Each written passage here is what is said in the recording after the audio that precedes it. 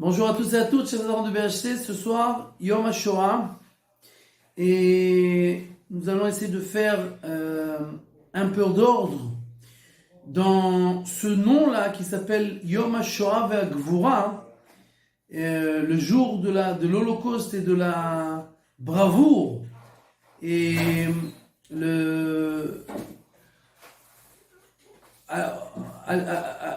quand l'État d'Israël s'est levé, alors on appelait ça Yom HaGvura ve'Shoah, le jour de la bravoure et de la Shoah. Et seulement plusieurs années après, ce nom a été changé et on va essayer de comprendre pourquoi. La question qui se pose bien entendu pour tout juif religieux quand on pense à la Shoah, à l'Holocauste, c'est la question de Titus. Où est Dieu ? La seule différence, c'est que quand la Torah nous dit que quand les Bnei Israël vont se voiler la face et ne plus reconnaître Akadosh Baruch Hu, alors Dieu va se voiler la face aussi, et nous dirons où est notre Dieu. Et la différence entre la question que la Torah pose et la question que Titus pose quand il rentre dans le Beth Amikdash et qu'il poignarde le rideau qui sépare le Kodesh et le Kodesh HaKodashim, et que du sang sort de ce rideau, et il dit, j'ai tué Dieu, et où il est Dieu maintenant? Où il est votre Dieu? Ce Dieu-là qui dit qu'il vous protège, qu'il est le Dieu d'Israël, etc. Alors où il est ce Dieu-là? Je ne le vois pas. Et He Elohemo. Et cette question-là, nous ne la posons jamais. Nous posons la question de compréhension. Titus pose la question pour prendre en risée. Aujourd'hui aussi, malheureusement, il y a des gens qui veulent prendre en risée chaque chose qui a trait à la religion. Alors où il est Dieu? Montre-le-moi. Allez, où il est? Il n'existe pas, il n'est pas là. Chas v'shalom. Et nous posons la question, où était Dieu? Comment c'est possible? Mais c'est une question de compréhension. Nous voulons savoir. Nous voulons essayer de comprendre qu'est-ce qui s'est passé, pourquoi ça s'est passé, etc. Et nous savons qu'il était très possible que nous le comprendrons, au final nous ne le comprendrons pas. Et nous disons tous les jours dans la tfila, En keloenu, en kadonenu, en kemalkenu. Il n'y a pas comme notre Dieu, il n'y a pas comme notre Père, il n'y a pas comme notre roi, il n'y a pas. Prochaine phrase, Mi keloenu, mi kadonenu. Qui est comme notre Dieu? Qui est notre roi? Qui est comme notre maître? La logique dit que ça aurait dû être l'inverse. On aurait dû d'abord poser la question, qui est comme Dieu? Vérifions dans toutes les religions, vérifions chez tous les autres idolâtries, vérifions. Et on arrive à la conclusion, il n'y a pas comme notre Dieu. C'est le meilleur, c'est le plus beau, c'est le plus grand, c'est le plus fort. On est arrivé à la conclusion après qu'on a fait une enquête.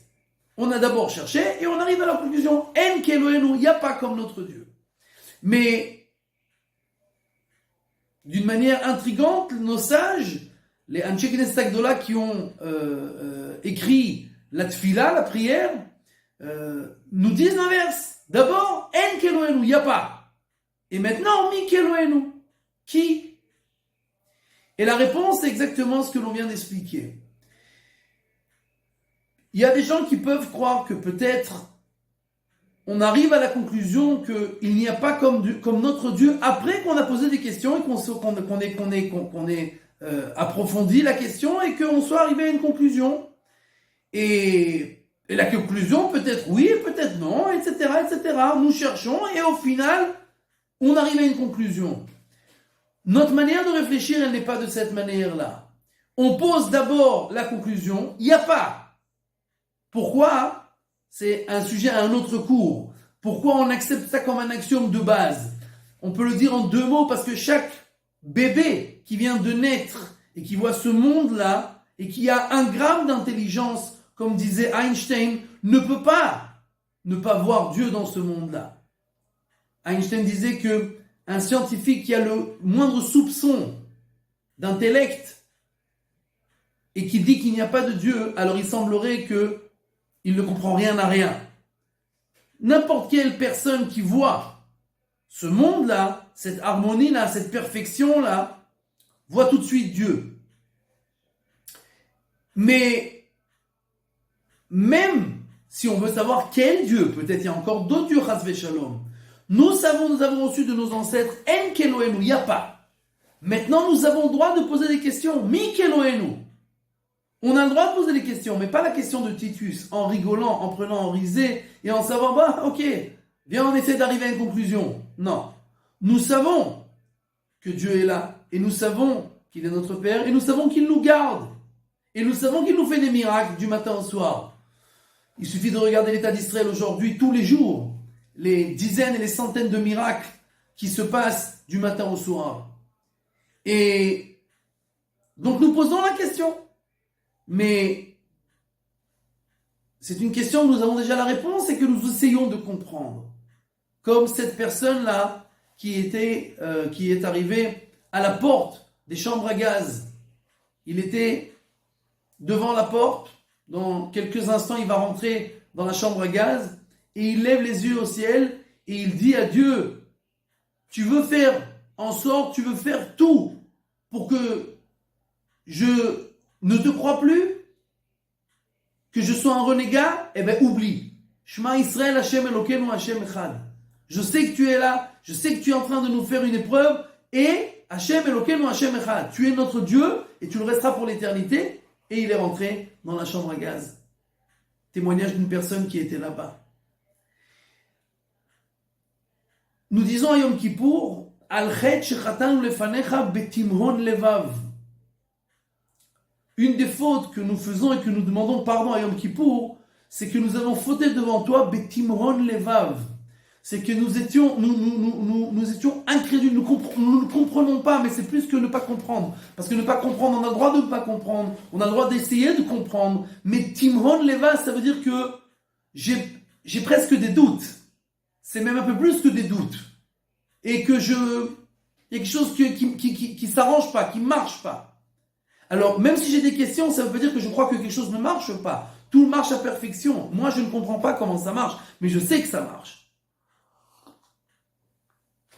Donc, nous n'avons pas le droit de poser une question comme celle de Titus ou d'avoir le moindre soupçon sur la base de réflexion que Dieu était là, qu'il savait exactement ce qui se passait et que tout était dirigé et avec une kavana, une intention très particulière.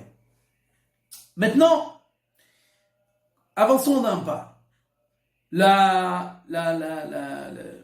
Ce jour-là s'appelait, après l'indépendance de l'État d'Israël, le jour de la Gvoura et de la Shoah. Maintenant, il faut savoir, en 1946, d'accord, un an après la fin de la guerre, la Pologne veut faire un monument en souvenir des Juifs qui se sont révoltés dans le ghetto de Varsovie. En 1946, plusieurs des gendarmes qui se proposent pour faire ce monument-là et Rapaport, d'accord, qui a reçu le droit de créer ce monument-là, a construit cette statue, d'accord, que tout le monde connaît avec Mordechai Anilevitch et les femmes, les vieux, les enfants qui sont tous autour de lui et qui se sont rebellés avec lui dans le ghetto de Varsovie. Je vous rappelle que en Pologne, au début, avant la guerre, il y avait 500 000 juifs et à la fin de la guerre, il n'en restait plus que 60 000 qui se sont tous révoltés. C'est-à-dire que de 500 000, un demi-million, il restait 60 000 qui se sont tous révoltés. Et au final, il n'en est resté pratiquement personne, puisque tout le monde, au final, s'est fait tuer, ou a été déporté. Et tout le monde se pose la question, est-ce que les Polonais nous aiment tellement de le faire comme ça, à la place centrale de Varsovie, un monument sur une place énorme, où l'on voit les Juifs qui se rebellent? Extraordinaire. Tous ceux qui connaissent cette statue de Rapaport reste intrigué, puisque quand on regarde ces gens-là, alors on voit des figures et des visages qui n'ont strictement rien à voir avec des visages de juifs. Nous voyons des Grecs, nous voyons des genres de Romains, des coupes de cheveux tout à fait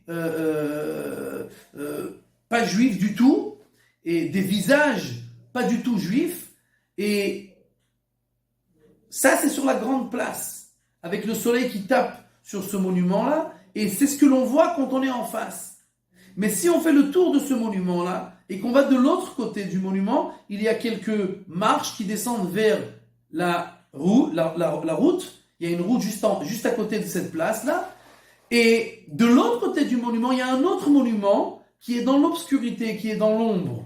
Le côté de Mordechai Neilevitch est avec le soleil. De l'autre côté, on a le côté dans l'ombre. Et qu'est-ce qu'il y a dans cet autre côté-là? Nous voyons des hommes et des femmes et des enfants recouverts avec des talit, des sifrei Torah, qui marchent et qui sont la tête baissée, courbée, katson la tevach, comme un bétail qui est pris à l'abattoir.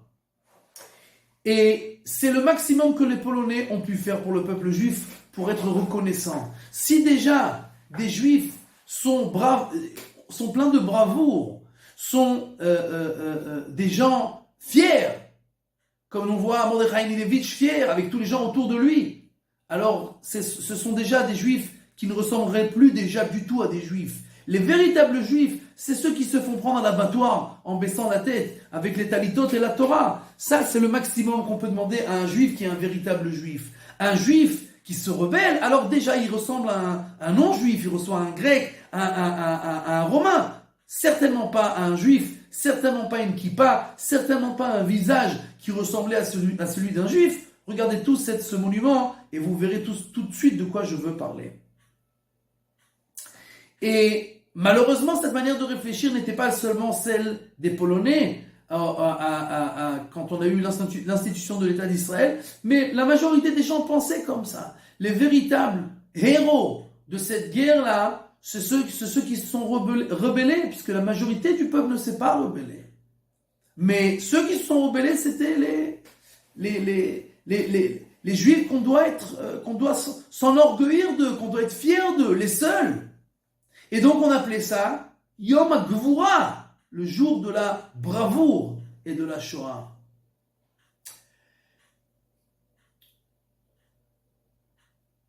Malheureusement, les rescapés des camps, en 1948, quand ils sont arrivés en Israël, n'avaient pas bonne renommée à cause de ce que je viens de vous raconter. Quand on voulait parler, quand on voulait dire à quelqu'un que c'est une poule mouillée, en hébreu, à l'époque, on l'appelait Yachatichat Sabon, espèce de morceau de savon. Et pourquoi on appelait ça comme ça? Puisque les Juifs qui se sont fait tuer dans les chambres à gaz, malheureusement, on utilisait leur graisse et toutes sortes de parties de leur corps pour faire du savon. Donc ceux qui se sont laissés tuer et qui ne se sont pas révoltés et qui n'ont pas fait la guerre et qui sont restés des simples Juifs, entre guillemets, ce sont devenus des savons. Et quelqu'un qui était un lâche ou qui a peur, etc., on disait en 1948, Khatichat Sabon, espèce de savon. Tu n'es que comme ces rescapés là, c'est ceux qui n'ont pas été rescapés, qui se sont laissés tuer et qui sont devenus des morceaux de savon. Tout a changé après le procès de Eichmann.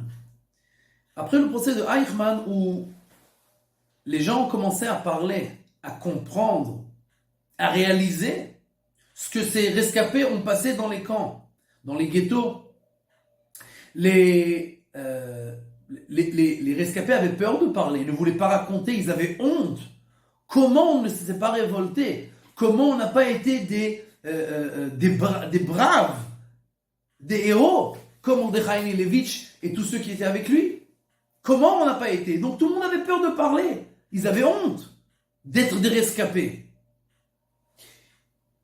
Après le procès de Eichmann, où le monde entier a commencé à entendre et à comprendre les atrocités et les moments intolérables et incompréhensibles que les rescapés ont passés, alors on a commencé à comprendre que même les rescapés étaient des héros. Le fait même de rester en vie, de vouloir continuer, de croire en quelque chose, après avoir passé ce qu'ils ont passé, c'est pas moins héroïque que de s'être rebellé. Et donc on a changé de nouveau le nom. Yom HaShoah ve'Hagvura. Le jour de la Shoah et de la bravoure. La bravoure au début c'était avant la Shoah, mais c'est redevenu le jour de la Shoah et de la bravoure, de l'Holocauste et de la bravoure. Ceux qui sont passés l'Holocauste et qui étaient dans les camps, ils ne sont pas moins héroïques que les braves qui se sont rebellés. Et si le monument de Rapaport en Pologne est un monument misérable qui décrit les Juifs d'une manière misérable, alors à Yad Vashem, cette chose-là a été réparée. Puisque tous ceux qui vont à Yad Vashem peuvent revoir la reconstitution de ce monument-là de Rapaport, mais d'une manière différente. On n'a plus d'un côté ensoleillé les braves héros et de l'autre côté les misérables juifs avec leurs talitot et leurs sifrei Torah. Ils ont remis les deux monuments les uns à côté des autres, les uns à côté de l'autre. Les deux sont face à face, les uns avec le soleil en face, et ils sont au bout de la place, dans la place centrale de Yad Vashem, et les deux éclairés de la même manière, l'un à côté de l'autre. Pour réparer ce que les Polonais ont essayé au maximum qu'ils pouvaient faire pour donner quelque chose au peuple juif, après qu'ils ont laissé tuer presque 1 demi-million de personnes se faire assassiner dans leur territoire, alors ça c'était le maximum qu'ils pouvaient faire pour nous. Mais aujourd'hui, cette chose-là a été réparée, et on comprend que quelqu'un qui a survécu, alors c'est déjà pas un être humain normal. Le Rav Sinai Adler a raconté que quand il était dans le camp de concentration, il avait 17 ans. Il avait 17 ans et les nazis, de temps en temps, tous les quelques semaines, faisaient une désinfection. Ils avaient peur, bien entendu, des maladies, pas parce que les prisonniers allaient mourir, ça c'était pas un grand problème, mais s'il y avait une contamination ou une magefa, comment on dit magefa, une épidémie, alors eux aussi étaient en danger, et donc ils sortaient tout le monde, ils leur faisaient prendre une douche avec du savon toutes les quelques semaines, ils prenaient leurs habits, ils les désinfectaient, on jetait sur les juifs des poudres désinfectantes, on les laissait attendre pendant des heures dans le froid de Pologne. Celui qui a déjà été en Pologne sait que pendant la nuit, ça crève de froid, c'est à 0 degré pratiquement tout le temps, et pendant des heures ils attendent, et après on leur rend leurs habits, et ils rentrent dans leur bloc. Et une fois, ils racontent que même après plusieurs heures qu'ils ont attendu, au final, il y a eu un pépin, il y a eu un problème dans la désinfection. Ils leur ont dit de rentrer nus dans leur bloc. Et même les serpillères qui leur servaient de couverture ne leur ont pas été données, puisque eux aussi étaient désinfectés. Et au final, après 1 heure d'attente, ils ont finalement reçu les morceaux de toile qui servaient de couverture. Et le Rav Sinai Adler raconte que la seule chose qu'il attendait, c'est d'aller dormir, puisque demain à 6h du matin, c'est rebelote, on recommence le travail forcé. Donc, il n'attendait que d'aller dormir. Il monte sur sur le 3e étage des lits, et il s'assoupit et essaye de se couvrir. Et à ce moment-là, quelqu'un qu'il connaissait, qu'il connaissait de visage, qui était sur le lit d'en face, lui dit, il avait à peu près 50 ans, il lui dit, écoute, j'ai très froid. Ils étaient sans habits.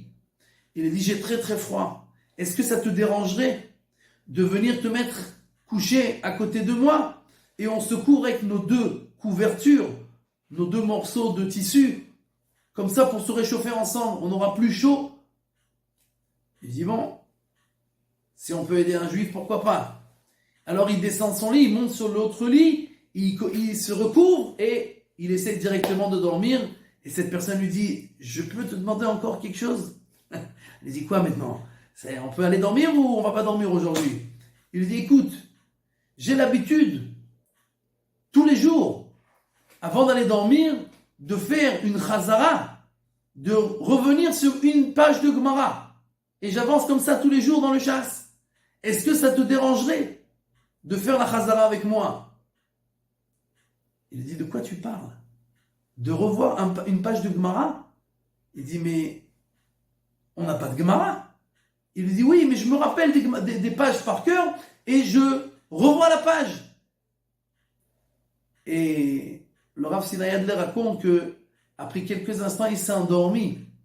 Mais il dit qu'il n'a jamais oublié que même dans les enfers de Auschwitz, on peut rester un être humain qui est relié à Kadosh Baruch Hu, qui est relié à l'éternité, qui se rappelle et qui a des forces inhumaines pour continuer à garder sa face d'homme normal et de vouloir continuer à faire le bien et ce qu'il doit être fait, la volonté divine.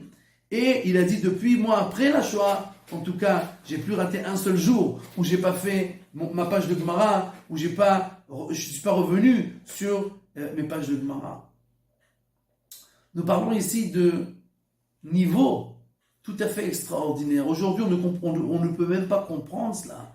Nous sommes à un niveau d'abondance et de facilité et tout. Et donc, on n'a même plus l'entrain pour faire des choses comme à ce niveau-là où tu es dans le pire des enfers et que tu continues à faire le bien et ce qui doit être fait. Et le Rav Maislich raconte que quand il était dans le camp de concentration, alors un jour, il y avait trop de jeunes dans ce camp de concentration et les nazis ont décidé de nettoyer un peu. Donc ils ont pris un bâton, ils l'ont mis sur le mur et ils ont dit, tout celui qui n'arrive pas à cette taille-là, il est trop petit et on le met dans les chambres à gaz. Et il y avait à peu près 300 jeunes enfants qui ont été sélectionnés, qui n'étaient pas à la taille requise, qui ont été sélectionnés et qu'on les a mis dans une grande chambre et on leur a dit, dans quelques jours, on leur a pas dit, mais tout le monde savait qu'ils allaient être gazés. C'était juste avant Rosh Hashanah. Un des jeunes qui était à la fenêtre et qui voit le Rav Maislich passer, lui dit, Rav, dans 2 jours c'est Rosh Hashanah. C'est sûrement le dernier des Rosh Hashanah de notre vie. Tous les jeunes ici implorent le Rav de nous sonner du chauffard. Il dit, mais ça va pas la tête ou quoi? Sonner du chauffard? C'est impossible. On va tous se faire tuer. Et ils imploraient le Rav, tu peux pas nous laisser mourir comme ça. Et il savait pas quoi faire. Il avait un chauffard. Au final, il raconte qu'il a décidé de leur sonner le chauffard et de sonner au moment où il y avait la sonnerie du camp. Comme ça sera couvert. Et avant de sonner du chauffard, il raconte le Dvar Torah qu'il leur a dit dans le camp de concentration. Et il raconte comme ça. Il y a écrit que Damtal et Tamar, le peuple juif ressemble à Tamar. Tamar, c'était la bru de Yehuda, le fils de Jacob. Et quand Yehuda a cru que sa belle-fille s'était prostituée, alors il a dit, sortez-la et brûlez-la. Et quand elle était sur le chemin pour aller se faire brûler, elle a envoyé les insignes, le portefeuille et le bâton de Yehuda. Et elle lui a fait passer un message. À ceux à qui ces choses-là appartiennent, je suis enceinte de lui. Et c'était lui-même, c'était Yehuda, qui ne savait pas que c'était sa belle-fille quand il était avec elle, puisqu'elle s'était déguisée. Et elle n'a pas dit, c'est à toi, tu n'as pas honte, tu vas me faire brûler, c'est ton enfant. J'étais avec toi. Non, elle n'a rien dit.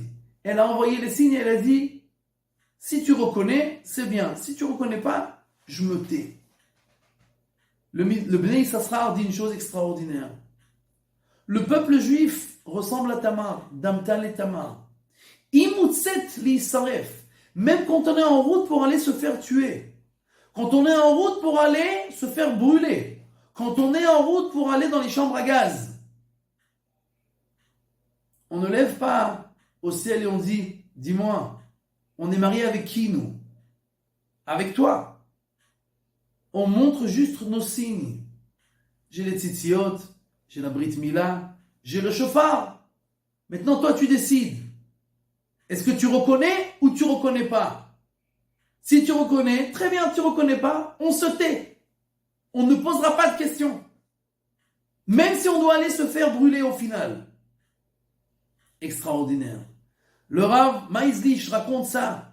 Et il dit que tout le monde pleurait. Et au final, pendant la sonnerie du camp, il a sonné du chauffard.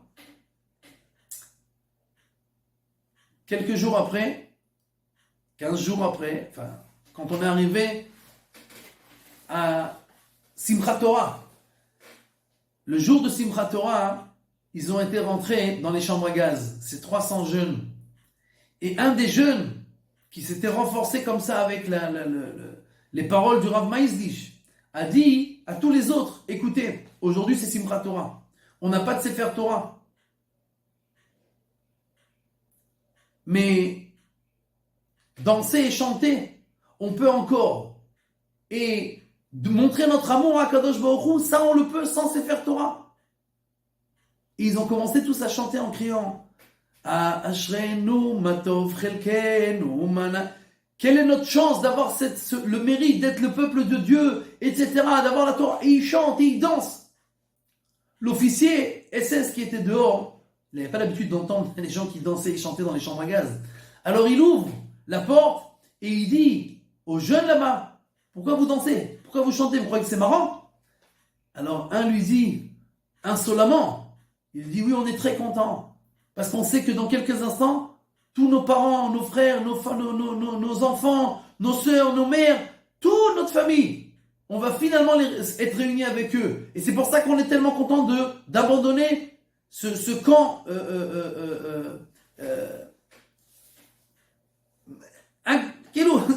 cette horreur. C'est pour ça qu'on est tellement heureux, tellement content. Alors l'officier il a dit, ah vous êtes content? Vous êtes content de partir de ce camp-là? Il n'y a pas de problème, tout le monde dehors. Personne ne part maintenant.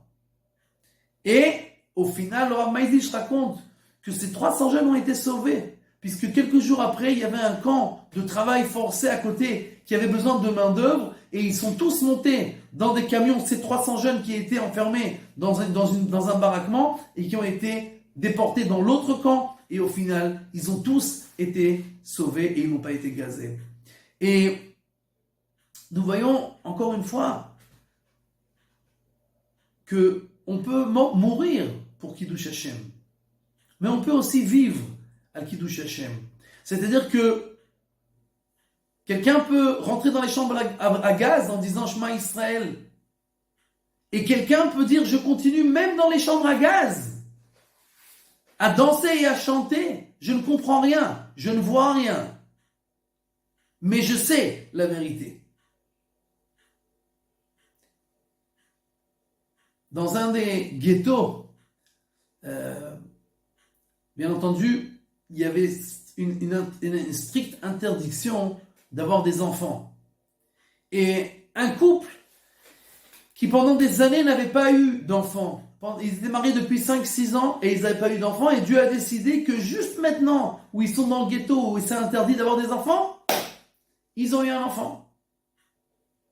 Tout le monde était très content d'un côté, mais tout le monde savait aussi, c'était exactement comme à l'époque de la sortie d'Égypte, où on amenait des enfants et on les cachait pour que ne pas que les Égyptiens, les nazis, les voient et ne les tuent. Et cette famille-là, tout le monde l'a pris en pitié parce que jusqu'à qu'ils ont eu un enfant, alors maintenant, ils sont dans le ghetto et menacés de mort. Donc,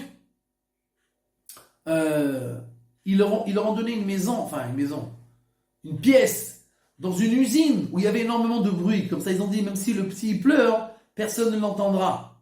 Ils étaient au 2e étage et personne ne l'entendra avec le bruit. Et le jour de la Brit Mila est arrivé.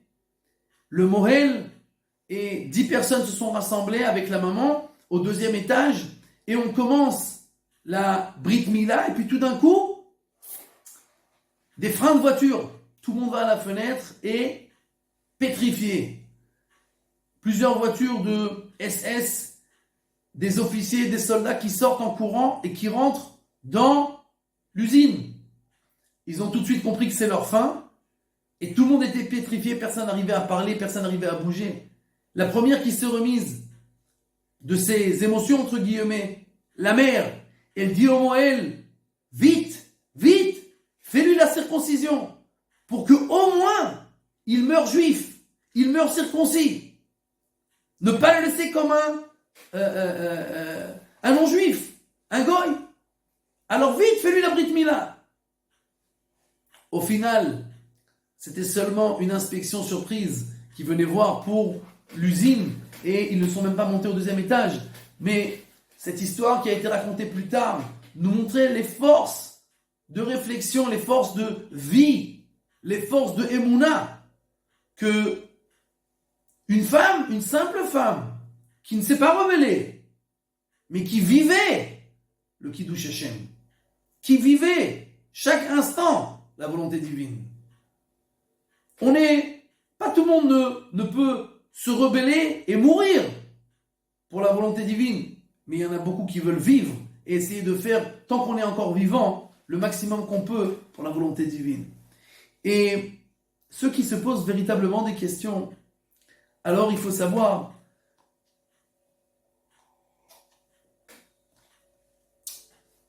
tout dépend de la manière dont on regarde les choses. Quand une jeune personne est venue voir le Rav de Brisk et il lui a dit, où était Dieu pendant la Shoah? Alors, les religieux, les Noirs, où il était votre Dieu pendant la Shoah? Est-ce que le Rav a une réponse pour moi? Le Rav lui a dit, t'as une petite copine? Il dit, mais quel rapport avec ma question? Il dit, toi t'as posé une question, moi je pose une question, chacun sa question. Il dit, non mais ça n'a rien à voir, je pose la question, où était Dieu? Il lui dit, le Rav, t'as une petite copine?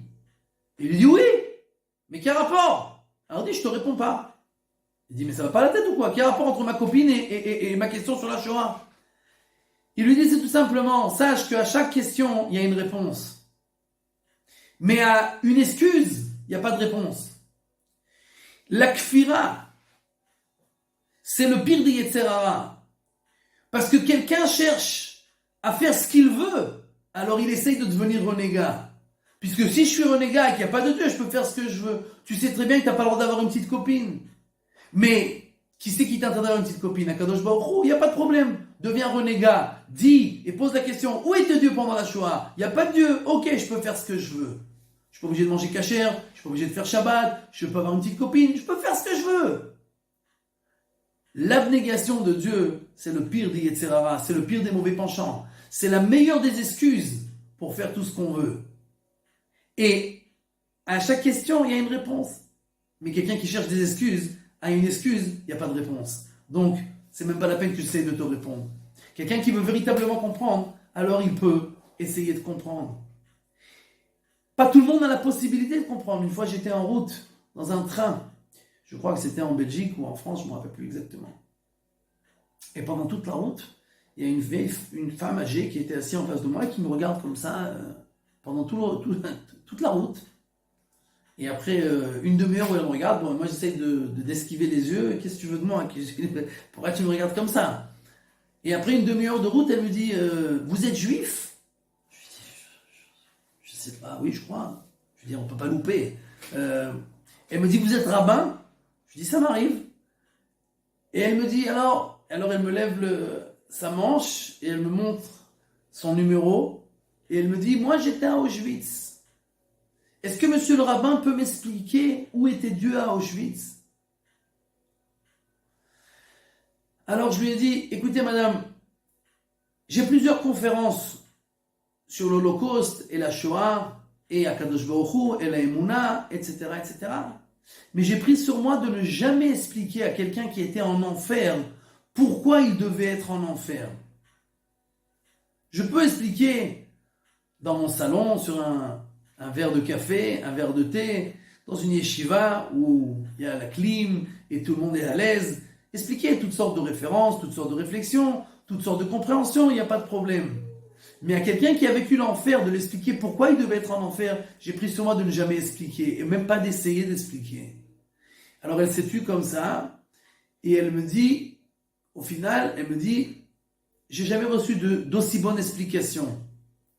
Puisqu'il y a des choses que on peut essayer de comprendre avec la tête, avec l'intellect, mais il y a des choses que le cœur ne peut pas accepter. Et toute la question de savoir où est mon cœur, est-ce que véritablement je cherche une réponse? Est-ce que véritablement je suis ouvert pour comprendre ou je suis fermé dans mes sentiments ou dans mes excuses? D'accord? Simon Wiesenthal, le grand chasseur de nazis, a raconté que quand la guerre s'est terminée, il était lui-même dans les camps, et un rabbin de l'armée américaine vient lui voir et lui dit, dis-moi, tu veux venir faire la prière avec nous? On cherche Minyan, tu veux venir prier avec nous? Et Simon Wiesenthal lui dit, même pas en rêve. Il dit, pourquoi? Il lui dit, quand on était dans les camps, il y a une fois une personne âgée qui est arrivée, et il avait un sidour. Il avait un sidour de prière, un livre de prière. Et tous ceux qui ont entendu qu'il avait un sidour lui ont demandé, prête-nous le sidour, qu'on puisse dire Kaddish, qu'on puisse faire un peu la prière, qu'on puisse dire quelque chose, que se remettre un peu avec nos émotions de religion. Et il a dit, même pas en rêve, celui qui veut mon sidour 5 minutes, il me donne la moitié de sa portion de soupe du jour. Alors, je ne sais pas si vous comprenez ce que ça veut dire. La portion de soupe, c'était pratiquement rien. Et donner la moitié de la portion, c'était donner la moitié de ta vie, en fait. Et il a dit, tout celui qui veut, il me donne la moitié de sa portion, il reçoit mon sidour pendant 5 minutes. Plein de gens lui ont donné leur moitié de portion. Et il a donné à chaque personne 5 minutes. Cette personne-là est morte quelques jours après. Son estomac n'avait plus l'habitude de boire et de manger autant. Et il est mort quelques jours après. Mais Simon Wiesenthal n'a pas oublié cet épisode et il a dit à ce rave-là, moi j'ai fini avec la religion. Si la religion c'est du masrara, on utilise les sidourim, on utilise la prière, on utilise pour gagner de l'argent, pour gagner des portions de soupe, des portions de vie des gens, moi et cette religion j'ai plus rien à faire. Et le rave lui a dit, c'est tellement dommage que tu as vu seulement cette personne âgée là qui a vendu son sidour, mais tu n'as pas vu les dizaines de personnes qui étaient prêtes à donner la moitié de leur vie pour ce sidour. Ça tu as oublié. Ça tu as oublié la force de la Emouna. Tu as oublié la force de la foi. Tu n'as vu que celui qui a vendu sa foi. Mais tous ceux qui ont donné la moitié de leur vie pour cette foi-là, cette force-là, ça tu ne l'as pas vu. Ça tu l'as oublié. Et Simon Wiesenthal a dit, et je me suis tout de suite rassemblé avec le Minyan et j'ai prié avec eux. Et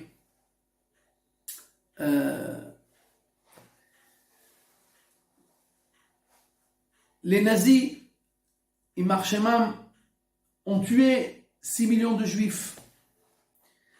Malheureusement, aujourd'hui, on a eu le 7 octobre, 3000 morts.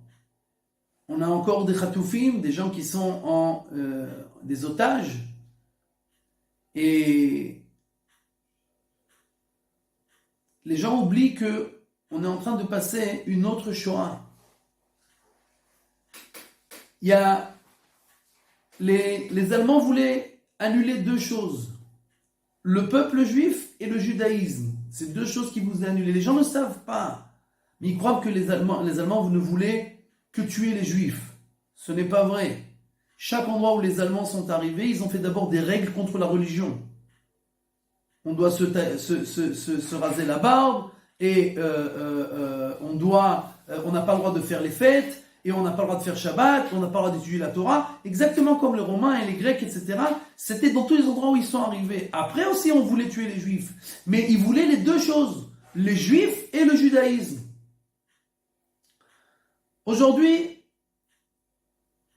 malheureusement, il y a certaines personnes dans notre peuple qui ont pris sur eux, entre guillemets, d'oublier ce qu'ont fait les nazis. Aujourd'hui, il y a beaucoup de gens qui ne se marient plus, ou des gens qui se marient et qui ne veulent pas avoir d'enfants, ou qui veulent avoir un enfant. Mais chaque couple qui se marie, ou qui ne se marie pas et qui a seulement un seul enfant, etc., après 4-5 générations, ce sont des générations qui s'effacent. Chaque enfant qui naît, c'est la réponse à l'anéantissement des nazis. Il y a des gens, et en général, c'est des gens, c'est le même genre de personnages qui sont contre d'avoir des enfants, mais qui sont contre aussi la religion et qui font la guerre à tout ce qui a une odeur de religion. Et on oublie complètement que ce qui a donné la force au peuple juif de continuer, c'était la Emouna. Parce que, réfléchissons une seconde d'une manière logique. Tous les historiens, Mark Twain et d'autres écrivains, d'autres penseurs, d'autres philosophes, tous ont écrit que le peuple juif est au-delà de la logique humaine. L'histoire du peuple juif et la démographie du peuple juif est tout au-delà des règles de la nature.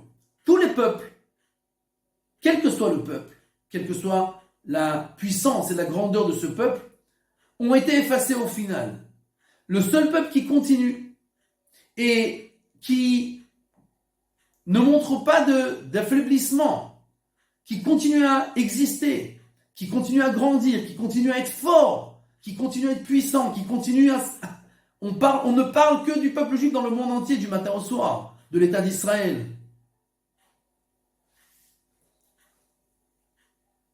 Toutes les générations, on a essayé de nous décimer. On nous a tués, des pogroms,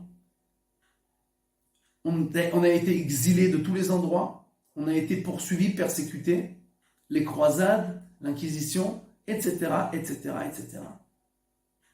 Il n'y a aucune raison que le peuple juif continue d'exister. Mais dans toutes les générations, c'était fait à petite échelle.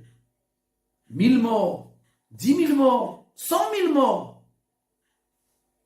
Entre guillemets, bien entendu. Et au final, quelqu'un est arrivé, entre guillemets, double guillemets, intelligent, avec des techniques, et qui va dire, moi je vais aider l'histoire à faire ce qu'elle a fait pour tous les peuples. Et si quelqu'un comprend c'est quoi le nombre, 6 millions, c'est pas 1000, c'est pas 10 000, c'est pas 100 000, c'est 10 fois 100 000, et encore 10 fois 100 000, et encore 10 fois 100 000. C'est un nombre incompréhensible, au-delà de tout entendement. Si Hitler a réussi à tuer 6 millions, il n'y a aucune raison au monde qu'il n'ait pas terminé. Puisque si déjà tu as réussi à 6 millions, c'est pas qu'il a tué 10 000, 20 000, 6 millions. Alors, il aurait dû terminer le travail. Mais Dieu rigole et dit, ok, vas-y, essaye. Moi j'ai juré que le peuple juif restera éternel. Alors tu peux faire comme si on allait maintenant s'éliminer finalement, comme les règles de l'histoire, les règles logiques de l'humanité, comme tous les peuples. Alors, finalement le peuple juif va disparaître comme tout le monde. Il n'y a pas de raison qu'il soit différent. Mais Dieu rigole et dit, si, il y a une raison, la seule raison c'est que moi j'ai juré qu'il restera pour l'éternité. Mais, ok, Hitler n'a pas réussi. Le peuple est déchiré, en cendres, éparpillé dans le monde entier. Encore pour persécuter même après la Shoah. Dispersé. Il aurait dû s'effacer au final. Et non. Le peuple revient à sa terre, fait un État, se construit, devient une puissance mondiale, si ça, c'est pas la preuve même que Dieu existe, alors je ne sais pas quelle est la preuve que Dieu existe. Dieu a promis et a juré, vous resterez un petit peuple, vous resterez dispersés, et vous serez persécutés dans toutes les générations. Ce sont 3 règles de base qui sont les règles pour disparaître. Si on reste un petit peuple, on s'efface. Si on est persécuté, on s'efface. Si on est dispersé, on s'efface. Ce sont 3 bases qui sont à la base du fait qu'on doit être effacé. Et Baruch Hashem, ces 3 promesses se sont réalisées à 100%. On a toujours été un petit peuple, le plus petit peuple. On a toujours été dispersé aux 4 coins du monde. On a toujours été persécuté aux 4 coins du monde. Et pourtant, Netzach Israël, lo yinachem velo yishaker. Dieu a promis, vous resterez le peuple éternel. Et pas vous resterez un peuple à part entière. Non, un peuple juif. Le peuple qui est le véhiculant du message divin, qui a sa religion, qui n'a pas perdu sa religion. C'est pas devenu un peuple laïque. C'est un peuple qui continue avec sa émouna, qui continue avec Akadosh Baruch Hu, et qui vit après avoir été remis en cendres, en poussière, comme une fleur qui est morte. Quand on met la graine dans la terre, elle pourrit. Mais de ce pourrissement, renaît tout de nouveau. De la même manière, le peuple juif a été comme une fleur qui a été mise en terre et qui a pourri. Mais que de cette graine-là qui a pourri, tout a recommencé. Tout a refleuri. Tout est devenu encore plus grand, encore plus beau, encore plus incroyable. Un peuple qui revient à sa terre après 2000 ans, aucun peuple au monde n'a connu une chose pareille.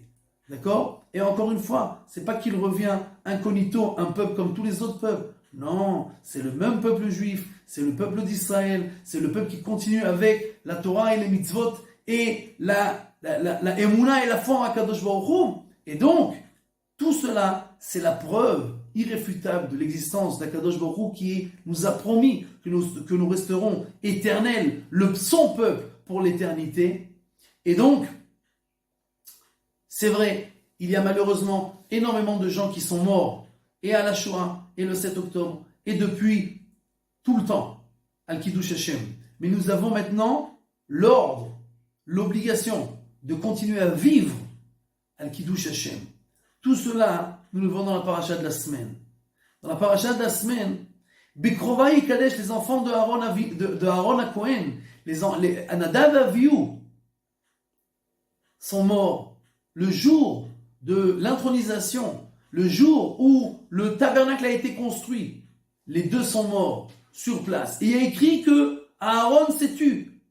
Et Moshe lui a dit, sache que Dieu m'a dit, Bikrovai et Kadesh. Je veux me sanctifier dans ceux qui sont proches de moi. Moshe Rabbeinu dit à Aaron, je croyais que c'était toi et moi. Qui est plus proche de Dieu que toi et moi? Je croyais que c'était nous deux.